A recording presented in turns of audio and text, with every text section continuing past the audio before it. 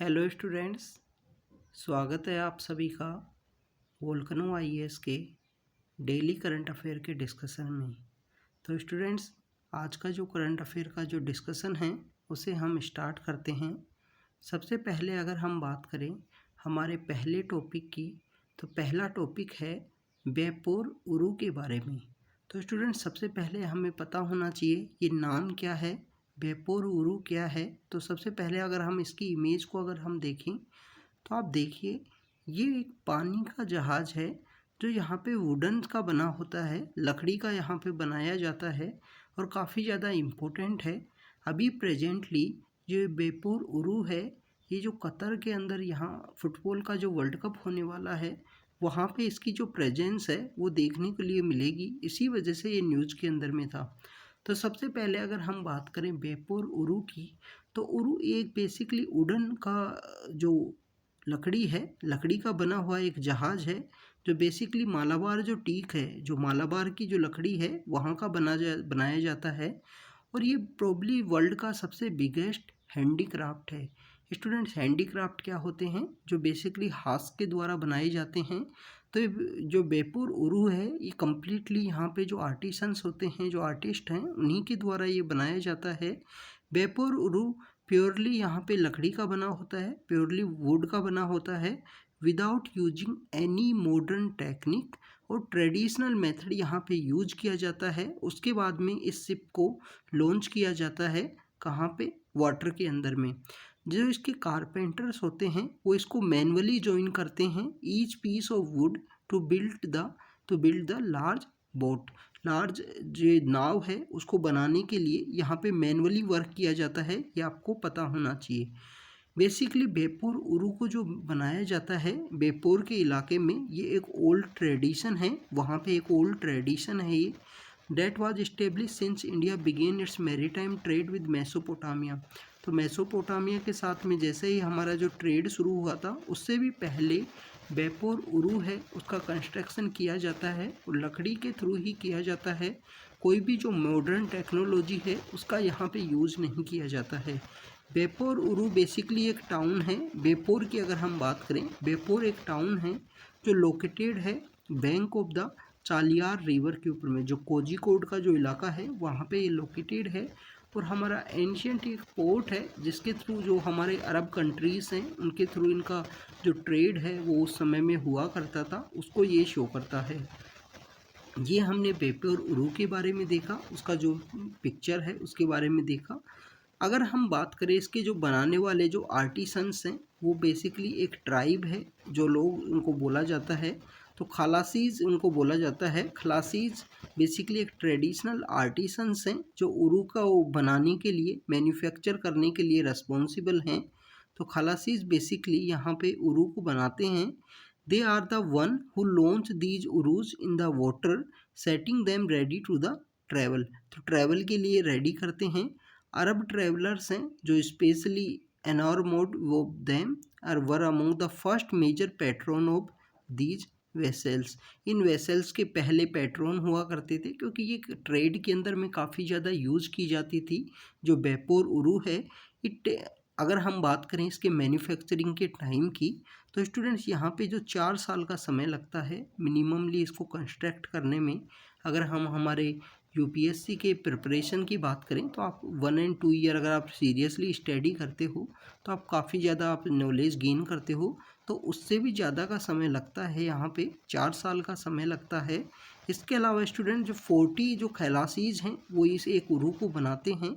40 लोग यहाँ मिलके एक नाव है, उस एक ये जो बड़ी नाव है इसको तैयार कर पाते हैं। तो इसके बारे में हमको पता होना चाहिए कि बेपोर उरु क्या है। अभी ये रिसेंटली जो कतर के अंदर फुटबॉल का जो वर्ल्ड कप होने वाला है वहाँ पे इसकी प्रेजेंस की बात की गई है, वहाँ पे ये कल्चरली प्रेजेंट होगा। खलासीज वो कम्युनिटी है, वो आर्टिसंस हैं जिनके द्वारा ये बनाया जाता है। इसके अलावा स्टूडेंट्स अगर हम बात करें नेक्स्ट टॉपिक की, तो नेक्स्ट टॉपिक हमारा है हिमालयन ग्रे लंगूर के बारे में।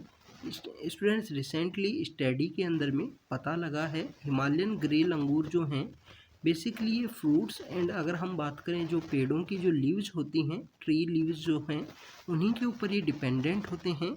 तो इनके बारे में एक स्टडी से पता लगा है, हिमालयन ग्रे लंगूर के बारे में। अगर हम इनकी फ़ोटो देखें तो ये हिमालयन ग्रे लंगूर की फ़ोटो है। बेसिकली आपको पता होना चाहिए कि आप जब भी इन्वायरमेंट का कोई भी टॉपिक रीड करते हो तो आप उसकी फ़ोटोज़ ज़रूर देखा करो, क्योंकि आपको उसके थ्रू है बेसिकली उस जानवर के बारे में काफ़ी कुछ पता लगेगा, उस एनिमल के बारे में। हिमालयन ग्रे लंगूर है जो चंबा जो डिस्ट्रिक्ट है, सेक्रेड लंगूर है, वहाँ का पाया जाता है। Colobine meaning the leaf eating monkey इसको बोला जाता है। हिमालयन ग्रे लंगूर को स्टूडेंट क्या बोला जाता है? Leaf eating monkey. और ये एंडेंजर्ड स्पीसीज़ के रूप में इसको यहाँ पे कंसिडर किया जाता है, क्योंकि ग्लोबली इसकी जो पॉपुलेशन है लेस देन द जो 1500 जो मेच्योर इंडिविजुअल्स हैं उनसे भी कम हैं, तो इस वजह से इसको एंडेंजर्ड कैटेगरी में यहाँ पे गिना जाता है।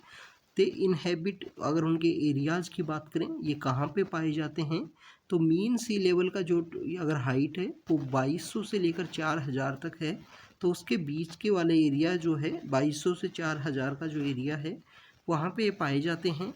सब tropical, tropical, moist temperature, alpine and the coniferous जो ब्रॉड लीव फॉरेस्ट है, वहाँ पे इनका जो एरिया है, इनका हैबिटेशन है, वो हमको देखने को मिलता है हिमालयन ग्रे लंगूर का। स्टूडेंट्स अगर हम बात करें हिमालयन ग्रे लंगूर की, तो ये एंडेमिक है Jammu and Kashmir and Himachal region और वेस्टर्न हिमालय। जो हिमालयाज़ का यहाँ पे जो सेग्रीगेशन किया गया है, वेस्टर्न हिमालय डिफरेंट है, मिडिल हिमालय डिफरेंट है, वहाँ पे जो अलग तरीके की कैरेक्टरिस्टिक पाई जाती हैं। और जो हमारे ईस्टर्न हिमालयाज़ हैं, जिसमें हमारे अगर नॉर्थ ईस्ट का एरिया है, और हमारे अगर हम बात करें जो सिक्किम है, वहाँ का जो हिमालयाज़ का जो एरिया है वो आपको काफ़ी डिफरेंट मिलेगा। तो वेस्टर्न हिमालयाज़ हैं, जो वेस्टर्न हिमालयाज़ का एरिया है वहाँ पे ये हमको मिलते हैं, वहाँ पे ये एंडेमिक हैं। Where the ecosystem is vulnerable है, इसकी वजह से ये वहाँ पे ये पाए जाते हैं। एंथ्रोपोजेनिक जो प्रेशर है वो काफ़ी ज़्यादा देखने को मिलता है। इसके अलावा स्टूडेंट्स अगर हम बात करें पाकिस्तान और नेपाल है, वहाँ पे भी ये पाए जाते हैं हिमालयन ग्रे लंगूर। तो स्टूडेंट सबसे इम्पोर्टेंट बात यहाँ पे ये है कि हिमालयन ग्रे लंगूर, जिनको लीफ ईटिंग मंकी भी कहा जाता है, और जो यहाँ पे हिमाचल प्रदेश और जम्मू कश्मीर का जो हिमालय वाला एरिया है वहाँ पे पाए जाते हैं। स्टूडेंट्स अगर हम बात करें नेक्स्ट टॉपिक की, नेक्स्ट टॉपिक है यहाँ पे श्री नाडा प्रभु केम्पे गौड़ा के बारे में। तो स्टूडेंट्स इनके बारे में हमने जो जून मंथ के करंट अफेयर्स कवर किए हैं वहाँ भी इनके बारे में रीड किया है। तो श्री नाडा प्रभु केम्पे गौड़ा की एक जो मूर्ति है, जो स्टैचू है, वो अभी इनोग्रेट की गई है। बेसिकली ये वो पर्सन हैं जिनके द्वारा जो बेंगलोर नाम की जो सिटी है उसका जो इस्टेब्लिशमेंट है इन्हीं के द्वारा किया गया था। तो स्टैचू ऑफ प्रोस्पेरिटी है वो बिल्ड की गई है to commemorate the contribution of Shri Nada Prabhu Kempe Gowda, the founder of the Bangalore हैं। अगर हम बात करें नाडा प्रभु केम्पे गौड़ा की, 1510 से लेकर 1569 का इनका समय रहा है। उस समय में ये इनका टाइम पीरियड था, उस समय में ये वहाँ पे रूल किए हैं। ये बेसिकली विजयनगर एम्पायर के एक रूलर हुआ करते थे। विजयनगर एम्पायर आपको पता होगा सदर्न इंडिया के अंदर एक एम्पायर था, जिसको 1336 के समय में वहाँ पे दो रूलर होते हैं, हरिहर एंड बुक्का। हरिहर एंड बुक्का के द्वारा स्टार्ट किया गया था 1336 के समय में। अगर हम बात करें श्री नाडा प्रभु केम्पे गौड़ा की, तो इनका जो मेन कंट्रीब्यूशन है जो सिटी ऑफ बेंगलोर है, इसके अलावा जो कैपिटल ऑफ कर्नाटका बनती है, उनको बेसिकली जो इस्टेब्लिशमेंट में जो रोल है श्री केम्पा गौड़ा का काफ़ी इम्पोर्टेंट रोल है। सक्सेसफुली वे में उन्होंने सिटी का प्लानिंग किया है, बेंगलोर का फोर्ट है उसको बनाया है, और फाउंडेशन रखी थी जो बेंगलोर नाम की जो सिटी है उसकी। इसके अलावा he also noted for his societal reforms के लिए जाना जाता है इनको। Contribution to building the temples and the water reservoirs in the Bangalore, किसी भी सिटी के लिए जो वाटर रिजर्वेयर्स हैं वो काफ़ी ज़्यादा इंपॉर्टेंट है। आप देखिए कि स्टूडेंट बहुत सारे सिटीज़ के अंदर में अर्बन फ्लड का जो सिचुएशन है वो इसी वजह से क्रिएट होता है कि वहाँ पे जो परमानेंट वाटर रिजर्वेयर हैं, जो वहाँ पे जो पुराने समय के जो लेक हैं वो पाई जाती हैं, उनके ऊपर में अगर कंस्ट्रक्शन होता है अर्बनाइजेशन का, अनप्लान्ड अर्बनाइजेशन की वजह से, तो आपको कभी ना कभी जो फ्लड की जो सिचुएशन है वो देखने को मिलती है। चाहे आप बात कर लीजिए कि जो चेन्नई के अंदर जो 2015 के समय में जो फ्लड आई, या गुड़गांव के अंदर 2016 के समय में जो फ्लड आई, तो अर्बन फ्लड के एग्जाम्पल में हमको देखने को मिलती हैं ये सब का जो इम्पोर्टेंस है वाटर रिजर्वोयर्स। तो इन्होंने वाटर रिजर्वोयर्स, टेम्पल्स का बिल्डिंग, बेंगलोर सिटी का इस्टेब्लिशमेंट में काफ़ी अच्छा रोल प्ले किया।